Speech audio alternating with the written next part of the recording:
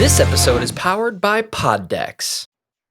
What is up, everybody? Welcome to another edition of the Go Talk podcast powered by Poddex. Today we have a very special guest on the show. He's a pastor of the First Church of Christ, Holiness USA in Washington, D.C., located at 1219 Hamilton Street, Northeast Washington, D.C. He is author of several books, father of 3 children.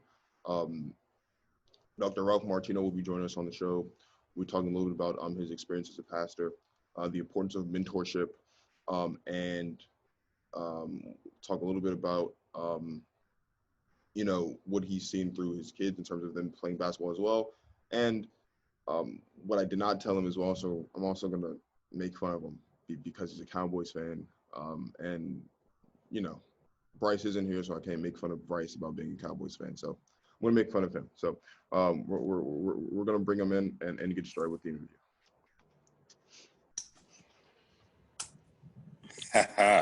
Hello, sir. How are you? Hey, wonderful. Sitting here shifting into our neutral office where we have all our lights, camera, and action. That way you'll be able to see me better. How have you been, sir? How have you been? Wonderful. All is well. All is well and will be well. So we're excited about that, sir. So before we get started and dive into the questions, I'm going to ask you a few questions brought to you by Poddex, which is one of our sponsors. Poddex are unique interview questions. So whether you are an experienced podcaster or a new podcaster looking to grow your audience, Poddex are the tool for you. You can go to poddex.com, use the code GTP2020 to get 10% off your first order. So the very first question I have for you, and this is coming from Poddex Would You Rather deck. Would you rather be able to record your thoughts or your dreams while you sleep? Absolutely, the dreams, because the dreams are part of future vision for an individual's life. It gives one guidance, it gives one directions, thoughts come and go, but dreams can have significant value in the long run. Would you rather face a fork in the road or be forced to pick between 3 doors? A fork in the road, because a fork in the road is it requires 2 decisions to be made, or one of 2 versus one of 3. All right, and my last question is: would you rather have a road trip with Donald Trump or O.J. Simpson? At this stage, O.J. Simpson. Well, thank you for asking those questions. So we'll just get started with the interview.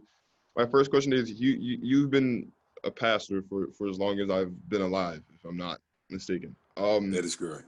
What do you enjoy most about being a pastor? What are the things that really get you excited about being the pastor of a church? Serving God and serving his people, helping individuals individually find out what their dip is, their destiny, letter D, I, identity, letter P, their purpose, and then watching them fulfill it. It is one of the most rewarding things that one will ever experience in life. You've mentored many people over your time as being a pastor. Me being one of them. What do you enjoy most about mentorship, and why do you think mentorship is so important, specifically in our community? Well, we'll start with the second question first, because a lot of times we don't have guidance. We don't have direction. No one wants to share their story, their testimony, where they were to their origin to their destiny. And so therefore we need guide rails and guardrails that will help younger people like yourself, like myself, learn the ropes of life, principles for living. And when you learn those principles for living, they end up taking you and then that individual to another level and to a higher height for living. Because life is about principles. It doesn't change per se, because again, everything in life is consistent. You just have to know how to consistently respond to it. And so mentoring allows one to help build their response system to the changes that life will put you through. And so when it comes to individuals like yourself, it's an honor and a privilege to push you into your destiny. You pray until something happens, helping you to understand everything you need is in you. It is in potential form, seed form. It has to be awakened. Once it is awakened, that individual then gets sparks of the plans for their life. They begin to move in it, and then you begin to see the smile on their faces, and it begins to reward them because they see doors of opportunity open up. Doors that open up because that mentee is now operating in vestiges, the remnants of what is yet to come.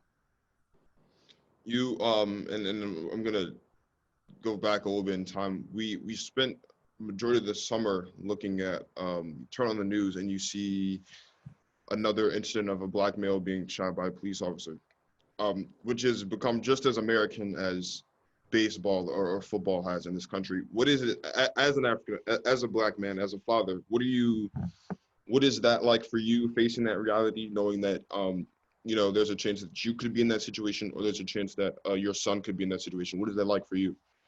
Well, it's challenging in that in this natural world, that's their reality.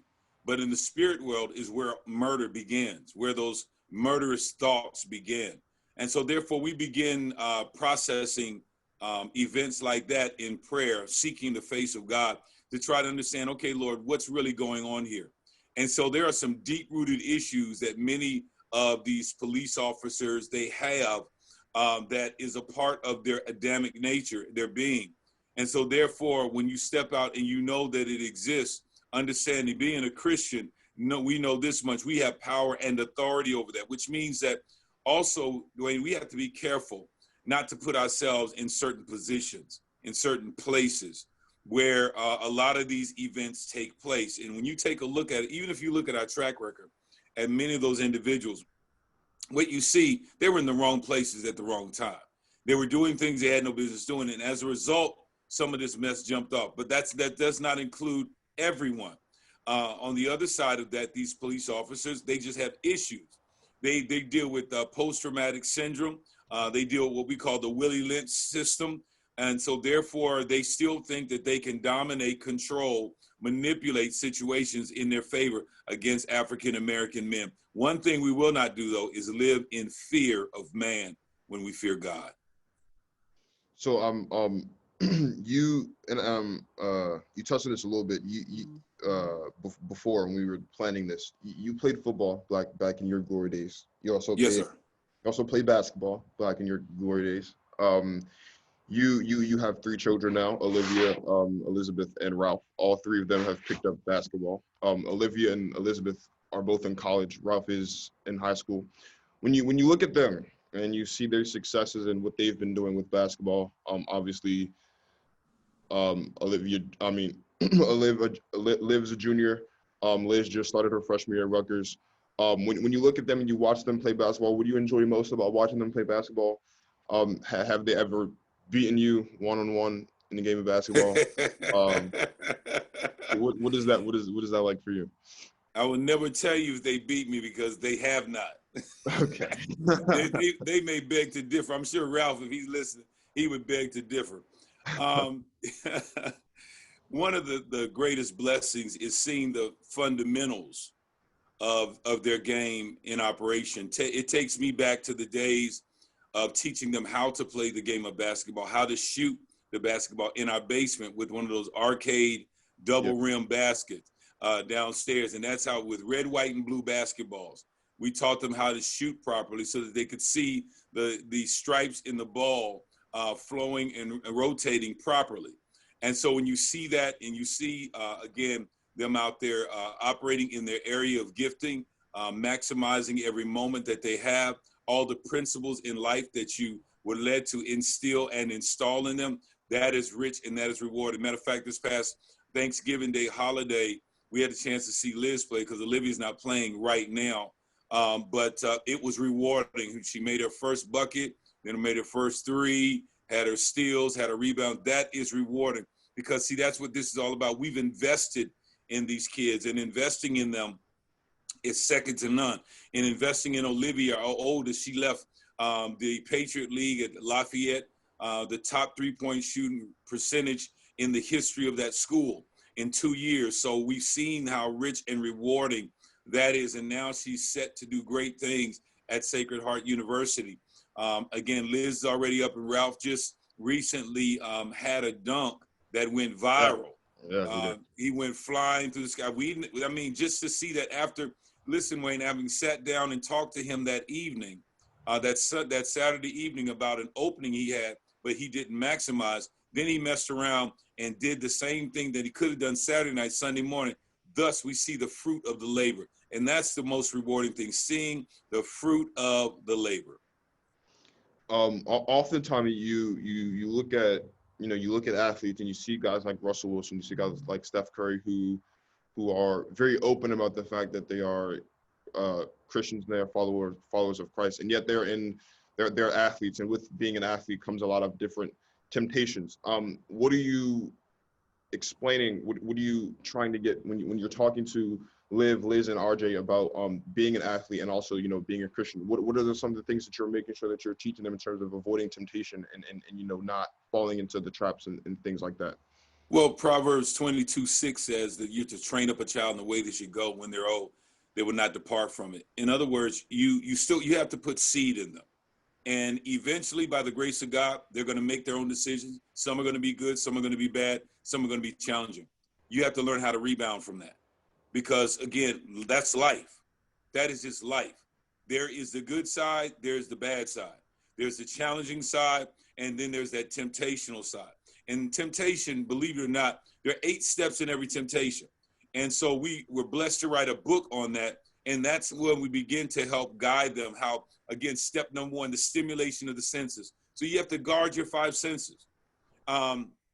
Because again, they're going to be men, they're going to be women, they're going to be drugs, they're going to be opportunities, all kind of crazy stuff that are going to present themselves.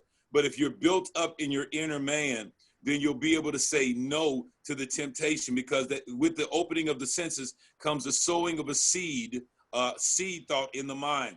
And if that seed gets into your mind, then thirdly, there's the starting of the creativity of the imagination. The imagination kicks in. What would it be like to hang out with them, to party with them, to get high, to get drunk? You got to be able to cast down the imagination, because then the imagination will take that seed thought, present it to the emotions, or step 4, the stirring of the emotions. And if the emotions then determine whether or not you're going to like it or dislike it, whether you want it or you do not want it, which leads them to step 5, the succumbing of the will or the weakening of the will. The imagination takes the desire, presents it to the will to try to weaken that individual. So by teaching them and talking to them about these things, and then most importantly, showing them the end of a decision. The end of a decision is the consequence of the decision. Is this what you want? Do you want to go to jail?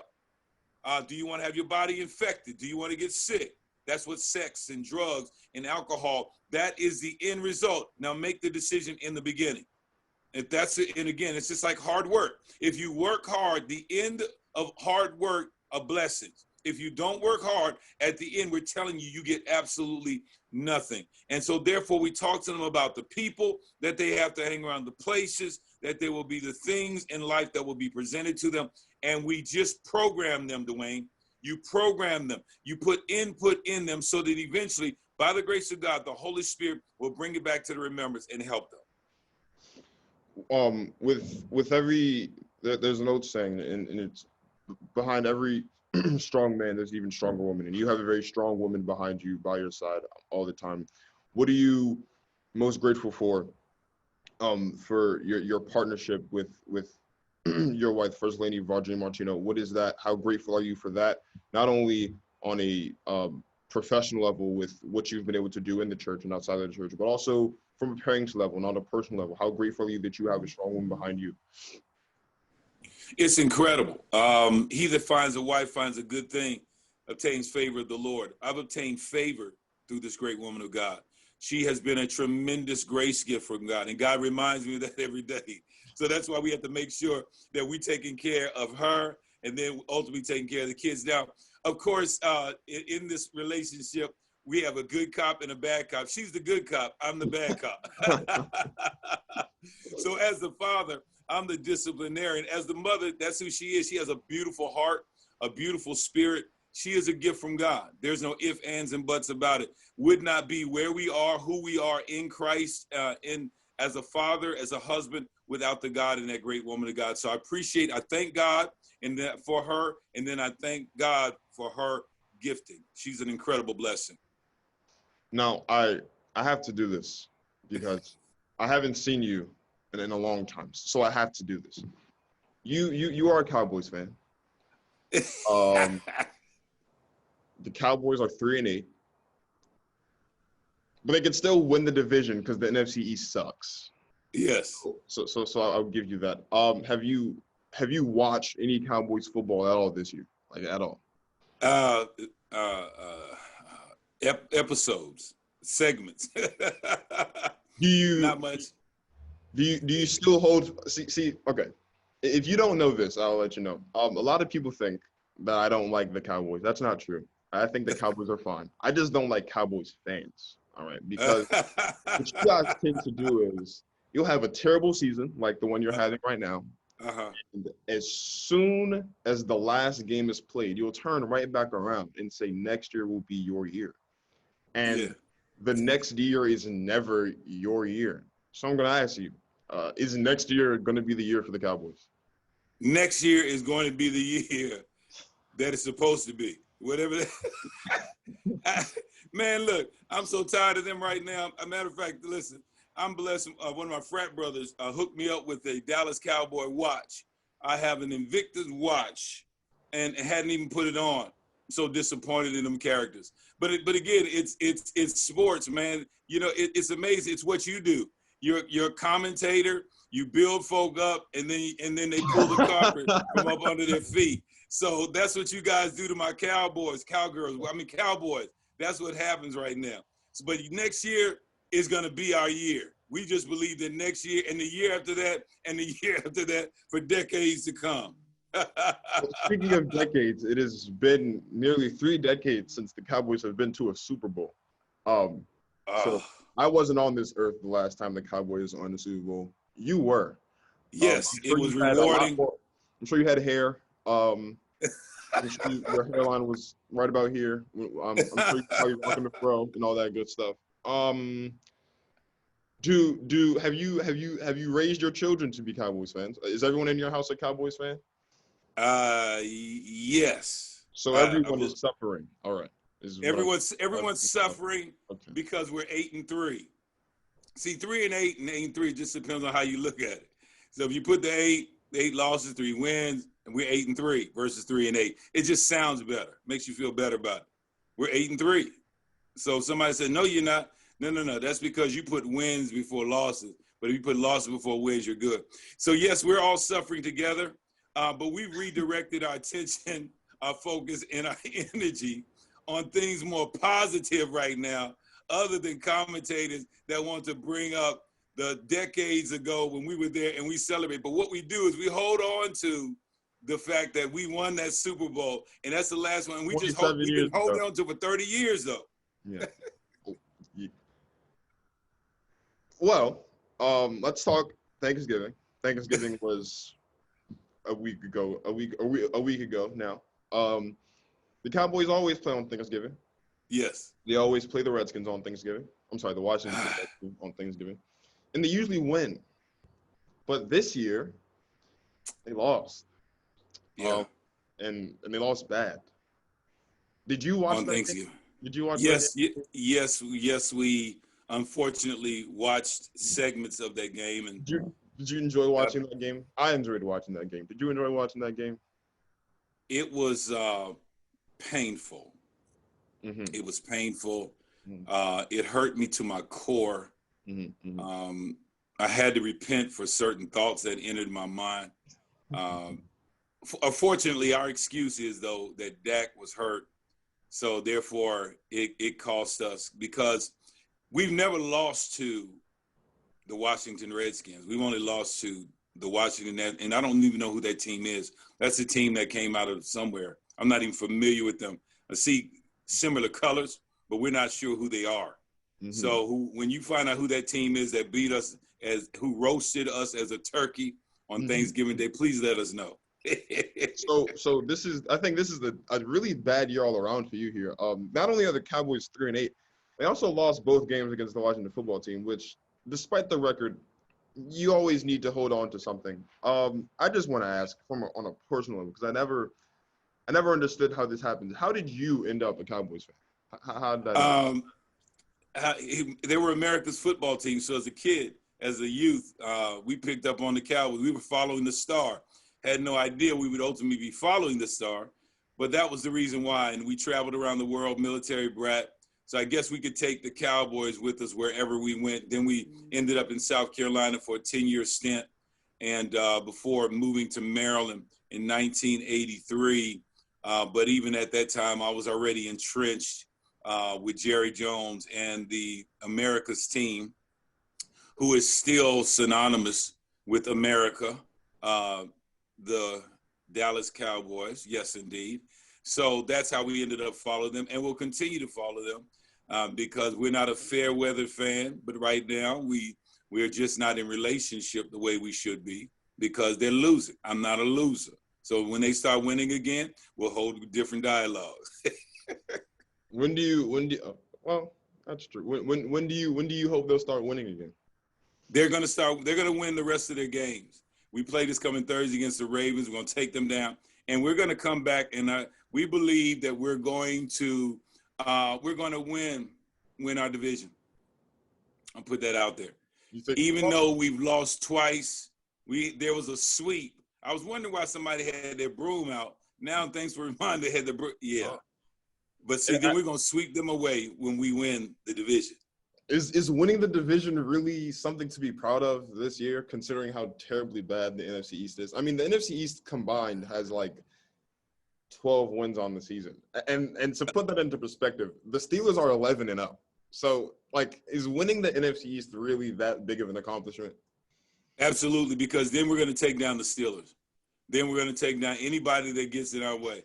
That's speaking truth, hopefully, to power. No, I mean, it's terrible. But if you take a look at it, I mean, honestly, over the last, 5 years, if a team was over 500, every team that won the conference was either 7-8, maybe 8-7. I mean, it hasn't been good. Now, that could also speak of something else. It's competitive in our division. No. Y'all just suck. Everyone just sucks in the division. There's no the competitive division is the NFC West, the Seahawks, the Rams, the Cardinals. That's a competitive division. Your division just absolutely stinks. Now, I will ask you this. Yes, that's why we put Febreze on it. We're Febreze. The Eagles have a tie on their record, right? So if the Eagles finish with as many wins as the Cowboys do, the Eagles will technically win the division because they have a tie, right? Let's say the Cowboys go 7-9 and the Eagles go 7-8-1. The Eagles will win the division because of that tie. How will you as a Cowboys fan feel if the Eagles win the division off of a technicality? Oh, we're going to protest. We're going to do like Donald Trump. We're going to protest. We're going to challenge the votes. That's what we're going to challenge that because that doesn't make any sense. That's unfair. Follow the star, man, not the eagle. That's crazy. Because again, they need to be 7-9, not 7-8-1, because that's just, well, you know what? That's a good point though. Oh, it doesn't matter. They need to regroup anyway. We need to send them home for the year. My last question, and I'm glad you brought this up because this feeds right into my last question. We just had the election about a month ago now. Joe Biden is going to be the next president of the United States. Although Donald Trump is finding everywhere under the sun to try to get this to switch. Do you, leading up to this though, you go on like Instagram and Twitter and Facebook, and the hashtags aren't like vote for Biden necessarily. It's more of a it was the sentiment was we're really settling for Biden, right? Do you see now that with the election of Joe Biden that the country is going to change for the better? Do you think we're going to get much of the same? We are going to get a different flavor of the same, in that the Democrats have certain views on the docket that contradict Scripture, just as even the Republicans the same. in this situation, Joe Biden's heart may be more pliable than Donald Trump's heart. Donald's heart became hardened, and he was no longer any good in terms of utilizing him to make those kinds of decisions. Kamala will be different to a degree. The people, but it's up to the people now to start fighting and taking this democracy back out of the hands of politicians who are trying to pass bills and make decisions that, again, have negatively impacted this country. If we're able to do that, we need individuals stepping up, because otherwise we'll be behind the 8 ball. Because, again, this mess that we are hearing about, even on the Democratic side, where kids 7 and 8 years old can determine their agenda, that's a stupid, ridiculous statement that, once again, does not come from an adult, a thinking adult, but a compromising adult. So we've got some work to do. So, and this will be my last question. When you look at the election of Joe Biden, obviously with, Kamala Harris being his vice president, kind of, lines it up nicely for her to potentially run for president in the election for 2024, which will likely put her in a position to become the first female president of the United States. When you look at that and you see her, as a Black woman, running for the presidency, potentially with the possibility of winning the presidency, what does that do for you as a Black man in terms of the journey that Black people have gone in this country? And does that in any way give you hope at the possibility of a Black woman becoming president as soon as 4 years from now? Well, for me, it's more than just a Black woman, like it was for Barack Obama, more than just a Black man. Need somebody with the same values, not the same color of the skin, because the skin color means nothing. The question is, what is the color of your heart? What color is the blood that you bleed? And again, as we take you back to talking about the kids, this will be her first year going in. She has to make every decision now if 2024 is going to become a reality for her, because every decision that is made will affect her ability to run and win in 2024. So there has to be a strategy in place, just like with the child. When you're raising the child, you have to tell them, listen, we need to sit down, take a look at the end of your decisions before you make them, so that you can see the impact that they're going to have. There's always going to be warfare, as we've seen in the election, 80 million versus 73 million. We see that. So that roughly, that's what you're talking about, 153 million votes that are out there. You're not going to be able to cater to everybody, but if you operate principally, objectively, she'll have a chance. If she operates subjectively, she's going to be in trouble. Be careful what you brag and you boast about as you move forward, and we'll see what happens. Because again, based upon her views and her opinions, that's going to determine the votes. Well, I do want to thank you for your input. Thank you. You are a very, very busy man. It's hard to get a hold of you nowadays. So thank you for taking the time out of your day to stop by, come on the show. I do greatly appreciate it. If you want to learn more about Pastor Ralph Martino and his church, you can go to firstchurchwatch.org, which I'll include the link in the description below. If you would like to follow Pastor Martino on Instagram or Twitter, I'll put his social media down there too. And you can, send cowboy memes if you want, because thank you. You do. Send the star, baby. Send the star. Follow the star. Just make him feel bad that he's a Cowboys fan this year. Just make him follow the star. Follow the star. As to my viewers, I want to thank you for joining us today. Don't forget to like, subscribe, click the notification bell. Be sure to look out for more interviews, other G.O.A.T Talk podcast episodes. Again, Pastor Martino, I want to thank you for joining us today. And as I say to my viewers, thank you and enjoy the rest of your lives.